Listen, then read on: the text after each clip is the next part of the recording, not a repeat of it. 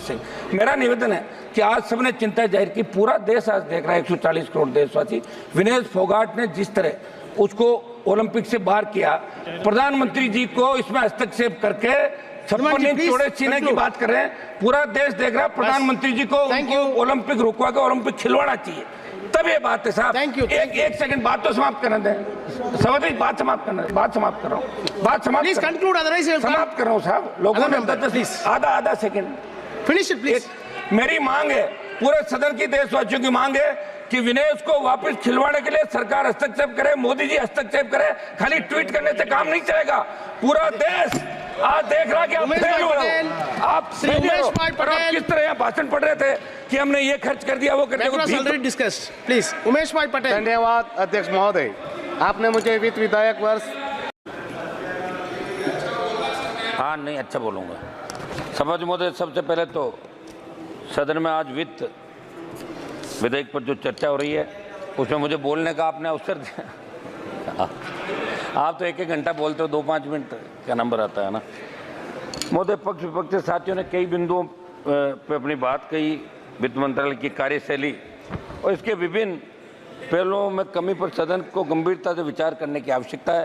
सभापति महोदय, इसलिए भी महत्वपूर्ण ये बात क्योंकि वित्त मंत्रालय देश की आर्थिक नीतियों और योजनाओं का संचालन करता है और इसकी कार्यकुशलता का सीधा प्रभाव देश की आर्थिक स्थिति पर पड़ता है। सभापति महोदय, वित्त मंत्री जी ने इस बजट के अंदर कहा कि नए टैक्स रिजीम के तहत अब 7 लाख रुपए तक की इनकम पर कोई टैक्स नहीं लगेगा, यानी कि टैक्स रिबेट को बढ़ा दिया।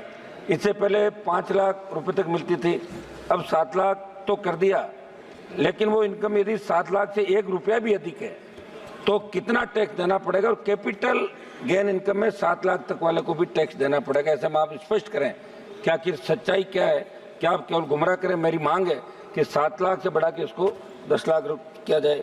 सब महंगाई की मार आज पूरा देश झेल रहा है, आम आदमी झेल रहा है। जिस तरह बच्चों को पढ़ाना, घर चलाना, घर के बड़े बुजुर्गों की दवा इलाज के लिए बचाना नामुमकिन है। मेरी मांग है कि पेट्रोल, डीजल और घरेलू गैस की कीमतों को जनहित में तत्काल कम किया जाए ताकि महंगाई भी कम और महंगाई कम करने के अन्य ठोस उपाय किए जाए। ओपीएस की बहुत पुरानी मांग है इस देश की। मैं मांग करता हूं कि देश में केंद्रीय कार्मिक पैरामिलिट्री के जवान लगातार ओल्ड पेंशन स्कीम को फिर से लागू करने की मांग कर रहे हैं। मेरी मांग है ओपीएस पुनः लागू की जाए। जीएसटी, ट्रैक्टर सहित अन्य कृषि उपकरणों को जीएसटी मुक्त किया जाए। एमएसपी पर कानून बनाते हुए किसान की पूर्ण उपज एमएसपी पर खरीदने का प्रावधान, जब किसान आंदोलन चला आपकी सरकार ने आश्वस्त किया था कि अब की बार हम एमएसपी पर खरीद का कानून बनाएंगे और ये निश्चित रूप से आपको बनाना चाहिए। हमने इसलिए एनडीए छोड़ी जब किसानों का आंदोलन, पहले हम उधर ही बैठते थे। सभापति महोदय, किसान कर्ज माफी 16 लाख करोड़ रुपए का कर्जा धन्ना सेठों का माफ किया पिछले सालों के अंदर। मैं मांग करता हूं कि किसानों का तो 15-16 लाख करोड़ का कर्ज है देश के अंदर विभिन्न राज्यों में, वो तमाम कर्ज माफी की जाए, नया इसका रोडमैप बने। खनन के अंदर समझ में देश की खनिज नीतियों में बदलाव की जरूरत है। मेरे संसदीय क्षेत्र प्रदेश के अंदर लाइमस्टोन प्रचुर मात्रा के अंदर है। किसानों को उनकी खातेदारी में खनन के लिए छोटे पट्टे दिए जाए और बजरी के लिए भी खातेदारी भूमि में भूमि मालिक को ही छोटे पट्टे देने का प्रावधान बनाया जाए ताकि माइनिंग माफिया ऊपर लगाम लग सके। पशुपालन, राजस्थान में 3 वर्ष से कम उम्र के बछड़ों पर जो विश्व के अंदर सबसे प्रसिद्ध मेरे हमारे नागौरी नस्ल के बैल बछड़े जो विश्व प्रसिद्ध है, लेकिन धीरे धीरे खोते जा रहे हैं वो, क्योंकि सरकार किसी तरह का प्रोत्साहन नहीं दे रही है। 3 वर्ष से कम उम्र के बछड़ों पर बिक्री व परिवहन पर लगी रोक को किसानों व पशुपालकों के हित के अंदर तुरंत हटाई जाए। पशुओं में होने वाली वायरस जनित बीमारियों की जांच के लिए राजस्थान में एक राष्ट्रीय स्तर की लैब शुरू की जाए। मेरे संसदीय क्षेत्र नागौर में राष्ट्रीय स्तर का डेयरी अनुसंधान केंद्र स्वीकृत किया जाए। सौद महोदय, स्वास्थ्य को लेकर स्वास्थ्य मंत्रालय की डिमांड पर भी माननीय सदस्यों ने चिंता जाहिर करी थी। देश में स्वास्थ्य सेवाओं को सुदृढ़ करने के लिए जितने बजट की आवश्यकता थी उस आवश्यकता से 73% बजट कम बजट दिया गया। मेरी मांग है इसे बढ़ाते हुए देश में सरकारी और निजी अस्पतालों में इलाज की समान दरों को लागू करने, निजी अस्पतालों की लूट पर लगाम लगाने, सरकार के स्तर से प्रत्येक देशवासी को कम से कम 25 लाख का स्वास्थ्य मुफ्त में कराया जाए।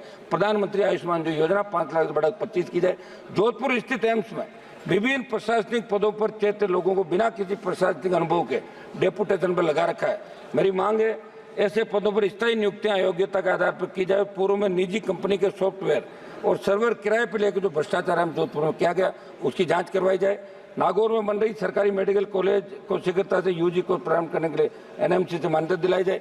सभापति महोदय, बिहार और आंध्रा को विशेष पैकेज दिया, उसका हमने स्वागत किया। मैं मांग करता हूं कि राजस्थान की विपरीत भौगोलिक परिस्थितियों को देखते हुए विशेष आर्थिक पैकेज राजस्थान को दिया जाए। रेलवे के अंदर बीकानेर से नागौर होते हुए दिल्ली जाने वाली हमारी सराय रोहिला एक्सप्रेस ट्रेन का संचालन नियमित करते हैं तो इसका नाम गोरक्षक वीर तेजाजी महाराज के नाम से किया जाए।